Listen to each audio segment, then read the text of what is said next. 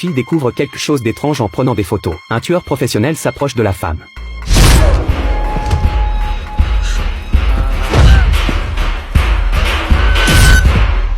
La fille à côté saisit rapidement son appareil photo pour enregistrer la scène. Quand elle découvre que le tueur est en train de traiter la scène, Jenny saisit l'occasion pour s'enfuir rapidement. Elle veut raconter ce qui s'est passé à son oncle, sans s'attendre à ce que l'oncle ne soit pas dans la voiture. Jenny ressent une grande peur au fond d'elle, pendant que le tueur traite la scène à ce moment. La voix de l'oncle se fait entendre derrière lui. Jenny arrive aussi par derrière à ce moment. There's the little angel right now. Juste au moment où le tueur s'apprête à éliminer Jenny, il est attiré par son appareil photo. Jenny voyant cela s'enfuit rapidement vers l'arrière. Après une longue fuite, Jenny arrive chez un fermier. C'est alors qu'elle réalise que quelque chose ne va pas. Face au tueur redoutable, il est tellement effrayé qu'il reste immobile sur place.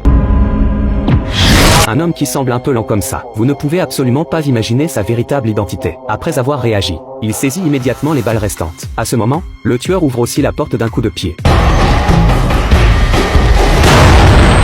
Ce tir touche parfaitement. Le tueur se lève rapidement à ce moment, tentant d'accéder une fois de plus au deuxième étage. Un escalier comme celui-ci donne pourtant à Jack un avantage évident. Le tueur déjà gravement blessé à ce moment maintient des mouvements prudents, regarde vers les douilles de Jack à côté. Il trouve une batte de baseball. Après avoir pris les douilles, il découvre que c'est une arme d'une puissance de destruction énorme. Mais elle a aussi le défaut d'une portée courte. Il tente de se moquer de Jack en disant que la portée de son arme est trop courte. Il ne laissera absolument pas Jack s'approcher de lui. Mais Jack découvre son complot. Bien que son arme ait le défaut d'une portée courte, elle peut complètement le retenir dans la maison. John réalise aussi la gravité du problème. Il sait clairement qu'une attaque frontale est impossible maintenant. Après avoir confirmé que la ligne téléphonique du salon est coupée, il trouve aussi le téléphone portable de Jack à côté. Il lance une attaque contre Jack en se déguisant un peu. Il dit à Jack que Jenny a pris sa photo. Il partira dès qu'il aura livré Jenny et l'appareil photo. Quant à Jack, il n'a pas non plus vu son visage. Il n'a absolument pas à s'inquiéter d'être vengé. Le cœur de Jack est très tourmenté à ce moment. Sa cheville est déjà blessée. Il ne sait pas s'il faut continuer l'affrontement avec John. Voyant Jenny impuissante à côté, il choisit quand même de protéger Jenny. John en bas ne peut que continuer à attendre. Ensuite Jack demande à Jenny d'aller dans sa chambre, pour l'aider à trouver quelques objets à apporter. S'il faut s'affronter longtemps, il faut d'abord qu'il soigne ses blessures. John en bas n'est pas non plus resté inactif. Après avoir trouvé une bouteille d'eau en fouillant, il commence aussi à soigner ses propres blessures. Jack demande à Jenny d'apporter des ampoules et des serviettes. Après avoir écrasé habilement les ampoules, il répand ensuite les ampoules sur l'escalier. Ainsi il pourra entendre les pas montant l'escalier. Ensuite les deux hommes restent dans l'impasse pendant une demi-heure. John trouve la photo de famille de Jack.